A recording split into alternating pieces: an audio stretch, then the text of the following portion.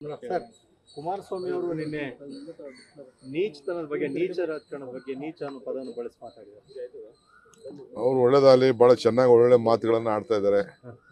ಒಳ್ಳೆ ಡೈಲಾಗ್ ಎಲ್ಲ ಫಸ್ಟ್ ಒಳ್ಳೆ ಡಿಕ್ಷನರಿ ಒಳ್ಳೆ ಪದಗಳೆಲ್ಲ ಹುಡುಕ್ತಾ ಇದ್ದಾರೆ. ಒಳ್ಳೇದಾಗಲಿ ಅವ್ರಿಗೆ. ಕುಮಾರಸ್ವಾಮಿ ಅವರು ಆರೋಪ ಮಾಡ್ತಾರೆ ಸರ್, ಡಿ ಕೆ ಶಿವಕುಮಾರ್ ಅವರು ಸ್ಕ್ವೇರ್ ಫೀಟ್ಗೆ 100 ರೂಪಾಯಿ ಫಿಕ್ಸ್ ಮಾಡಿ ಪ್ರತಿದಿನ 50 ಕೋಟಿ ದುಡ್ಡು ಇಲ್ಲದೆ ಇದ್ರೆ ಮನೆಗೆ ಹೋಗಿ ಮಲಗ್ತಾ ಇಲ್ಲ, ಅವ್ರಿಗೆ ನಿದ್ರೆನೇ ಬರ್ತಾ ಇಲ್ಲ. ದಿನಾ ನಿದ್ರೆ ಮಾಡ್ತಾ ಇಲ್ಲ ನಾನು, ಅವರು ನಿದ್ರೆ ಮಾಡ್ತಾ ಇಲ್ಲ, ನಾನು ನಿದ್ರೆ ಮಾಡ್ತಾ ಇಲ್ಲ.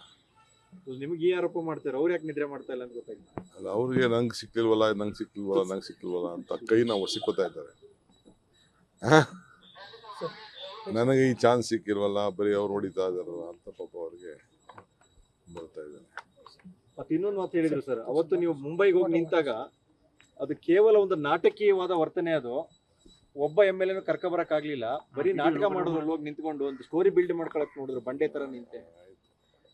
ಸದ್ಯ ಬಂಡೆ ತರ ನಿಂತಲ್ಲ ಅವ್ರ ಪರ, ಅಷ್ಟಾರು ಒಪ್ಕೋತಾರಲ್ಲ.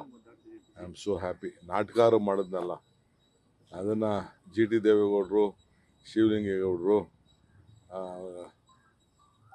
ಬಾಲಕೃಷ್ಣ ಅವರೆಲ್ಲ ಹೇಳ್ಬೇಕು. ಅದನ್ನ ಶಿವಲಿಂಗೇಗೌಡರೆಲ್ಲ